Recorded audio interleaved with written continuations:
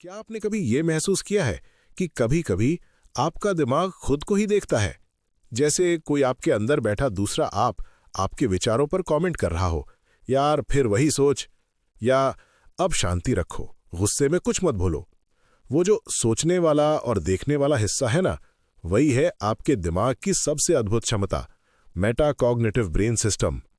आज हम समझेंगे कि दिमाग अपने ही विचारों को कैसे देखता है, कौन से हिस्से ये काम करते हैं और क्यों कुछ लोग अपनी सोच पर नियंत्रण रखते हैं जबकि कुछ लोग उसमें डूब जाते हैं।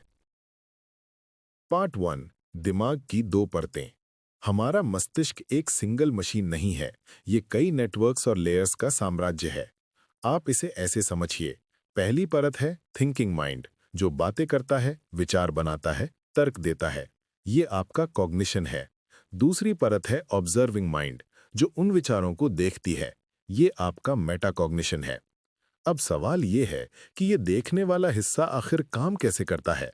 इसका जवाब हमें न्यूरोसाइंस में मिलता है, जहां तीन प्रमुख नेटवर्क्स इसमें भूमिका निभाते हैं। प्रीफ्रंटल कॉर्टेक्स पीएफसी, आपके दिमाग का सीईओ। निर्णय, योजना और आत्मनियंत्रण यहीं से आते हैं। डिफॉल्ट मोड नेटवर्क डीएमएन, ये वो हिस्सा है जो तब सक्रिय होता है जब आप कुछ नहीं कर रहे, बस सोच रहे हैं, यादें दोहरा रहे हैं, भविष्य की कल्पना कर रहे हैं।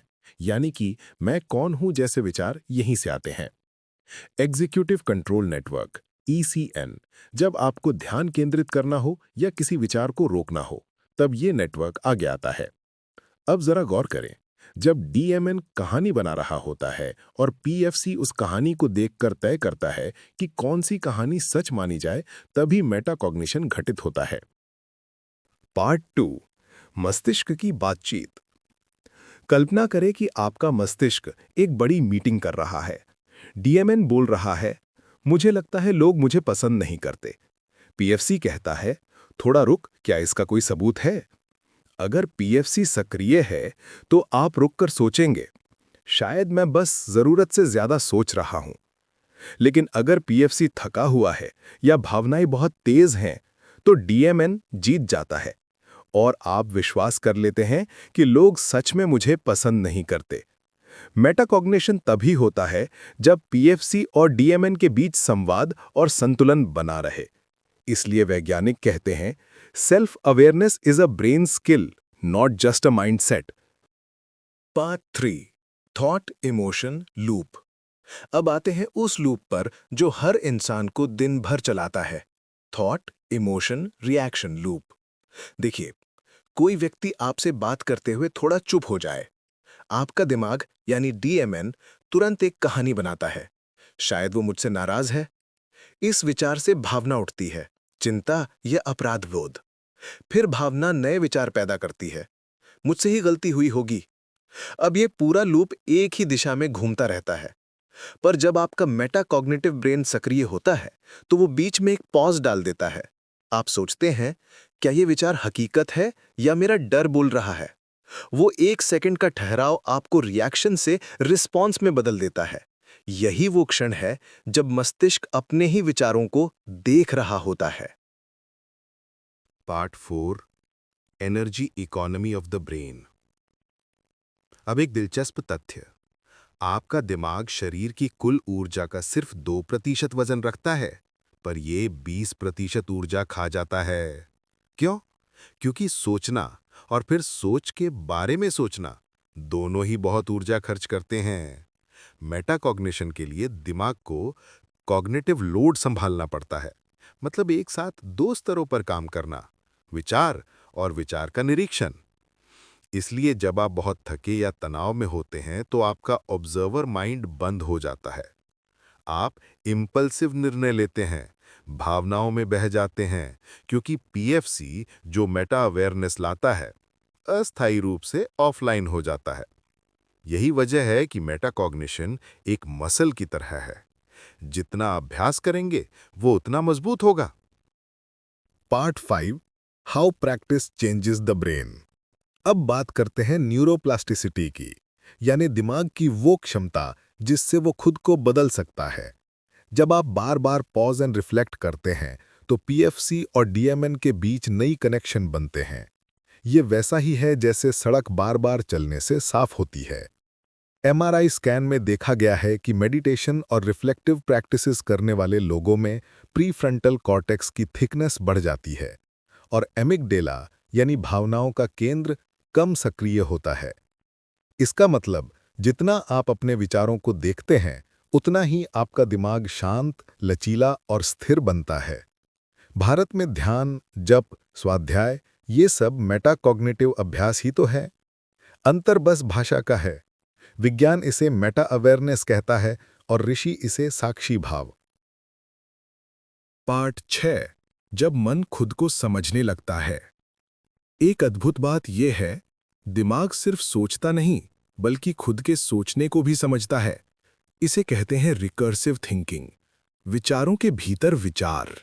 जब आप सोचते हैं मैं सोच रहा हूं कि मैं सोच रहा हूं, तो आप मेटाकॉग्निशन के सबसे ऊंचे स्तर पर होते हैं। इस स्तर पर आपका मन स्वयं को एक विषय की तरह नहीं बल्कि एक वस्तु की तरह देखने लगता है, और यही क्षण है जहां सेल्फ रियलाइजेशन की शुरुआत होती है।